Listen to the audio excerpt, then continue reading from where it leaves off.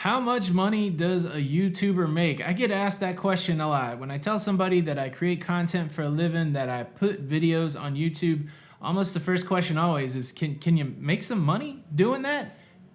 Can you make a lot of money doing that?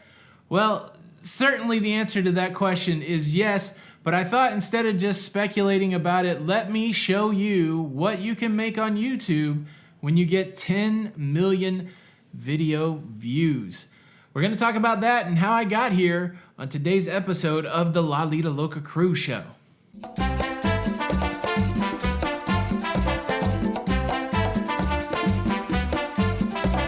Hey, what's up everybody? This is Tony with Lido Loca.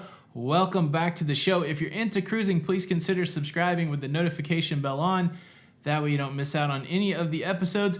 And welcome to all you folks that just stopped by to see how much some dude makes for getting 10 million views on YouTube. A quick introduction, we started this channel back in April 2017. My wife and I, we went on a cruise and we said, let's make a cruise vlog. And that's how it all began. That was 1,046 days ago. And during that time, I've made 950 YouTube videos and I've driven 10.2 million views to this channel. I'm not gonna drag it out. Let me show you the numbers. This is how much I made for those 10.2 million views over the last 2 years and 11 months. Here we go. The view count, 10.2 million views. Hours watched, 1.2 million hours watched by people here on YouTube. We've gained 46.2 thousand subscribers during that period of time, the 1,046 days. During that 1,000 days, we've made $69,009.82. So yeah, that's not bad. It's been a great journey. If you look at over the past 1,046 days, you do a little bit of math, made about $66 a day from YouTube over that time period. And again, I can't complain. It's been the best journey of my life. And we really did start from nothing. So a lot of people ask me after I tell them that you can make money on YouTube is, how do you do it? What did you do specifically to get to where you are? Well, I'm just gonna tell you the things that I did. I don't know that any of them are that much of insider secrets, but let me tell you my philosophy. Let me tell you how I did it, and hopefully you find something in it that will be helpful on your creative journey. So let me tell you about a core philosophy in my life that's kind of helped me with all these things. I believe in this concept called iterative learning. And basically what it is you do things over and over. And as you're doing those things, you ask yourself the question, how can I do this thing better? Did I get the results that I wanted? And if not, why? And what are some things that I could do to get those results the next time? That was the approach that I took to video making. When we started this channel back in 2017, I didn't own a camera other than my cell phone. I had very little video editing experiences. I'd never been on a cruise ship. The only thing that I knew is that I'd seen other people making cruise vlogs. I'd seen other people making YouTube videos, and I thought, wow, that would be a fun, creative challenge to embark on. My wife and I together, we have 6 kids, and we thought it would be great to come up with a way to document what we were doing so that they would have that in the future when we possibly weren't around. And so these were some of the motivations going into it. But we employed this idea of iterative learning. We went on our first cruise. We made a few videos about that cruise. And once those videos were made, I said, well, what am I going to do to continue to learn how to make videos? What am I going to do to continue to grow a cruising community? What am I going to do? And that's when we came up with this idea of doing a weight loss series called 100 Days to Havana. We had 100 days until our next cruise. But the challenge, more so than losing the weight, the challenge more so than going on the next cruise was, could we make 100 videos in a row, and what would we learn from that process? So iterative learning, that's my first secret. I tell everybody that asks me, how do you do YouTube? You do it. You just do it. And what I learned along the way is you have to learn how YouTube works so that when you're watching the videos that you make, you can ask those important questions of, what did I do good here? What do I need to do better the next time? And so the second part in the process is learn as much as possible. There is a lot of free education out there. If your goal is to make things that people will see, that you'll get more views, that you'll get to a place where you can make money off your views, if that is part of your goal, and that doesn't have to be your sole goal, but if that is part of what you want to do with YouTube, then educate yourself as much as possible. I watch a ton of people. I call them the gurus. I have a list of people that are in my YouTube subscriptions that I watch their videos every time they post a video. Now, some people get into the paralysis by analysis. You can't just watch the videos about making videos. You have to watch the videos about making videos, but you also have to make videos. So iterative learning as much as you can about the YouTube and video making process. And then number 3, the biggest thing that I've only been learning about the last, year or so is you have to make content that people want to see. It does seem obvious, but I've seen more success in our channel as we've made targeted content that people want to see, and specifically content that people are looking for. So in the beginning, I would just make these vlogs. I would just make information that was interesting to me. And as we were making videos, we were also building community. And because we built community, there was an audience that would watch our videos, but we didn't see that we were getting a lot of people that didn't already know us watching our videos. And the big aha moment that I had is that there are more people that don't watch your videos than do watch your videos.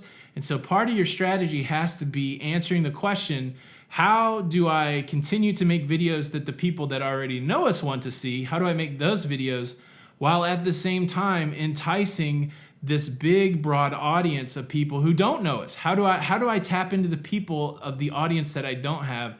How do I get them to watch the videos while making videos that people already know us want to see? And to me, that's the tap dance. That's the balance. That's really the thing that on that iterative every video, that's the question I'm trying to answer. Am I making a video that people that know me will enjoy? And am I also making a video that people that don't know me will watch, will connect to, and then become part of that audience that watches our videos? And it's challenging. That means that you have to look at your analytics, you have to look at your videos, that you have to make decisions, and sometimes you have to let things go, and sometimes you have to add things. Right in the middle of that 1,000 days, I went through a lot of experimentation. I would make all kinds of videos, and not all of them were related to my main topic. And so that's what I want to say. Number 3, you want to stay in your main topic. In my mind, I said, as long as I make something relatable to cruising, then people will watch it. But what I realized through that process, that even in cruising, there are specific things that people are looking for. They're looking for cruise commentary. They're looking for cruise tips. They're looking for cruise news. They're looking for cruise vlogs. And as I made all of that content, I did not see the audience that doesn't know me. I didn't see that growing in a way that I thought it should. And I think that was because I would see some videos, say like a cruise news video or a cruise commentary video, get a lot of views. But then when I would follow that up with a vlog, or when I would follow that up with something that wasn't those two things, it wouldn't get the same amount of views. It wouldn't get the same amount of traction from a subscriber base. And it's taken about a full good year to realize that if you want to see continued growth, you need to make consistent content that will appeal to people that already watch you, but also bring in new people. And so if you followed our channel at all, you know that this channel here, we used to mix in tips and news and vlogs and just whatever. This has become a more concentrated channel. This has become more about cruise news, cruise commentary, those kind of things. And as we've done that, we've seen it grow quicker. Okay, I'm not looking to make a super long video, so I'll just give you those 4 points. That's enough to start working on. Iterative learning, make videos with intention, and part of that intention is learning what works well, what does not work well. Number 2, learn as much as possible about YouTube, how it works, how YouTube actually shows your videos to other people, and what you need to do to make sure that YouTube is doing that for you. Number 3, make sure you're thinking about the audience that you don't have while servicing the audience that you do have.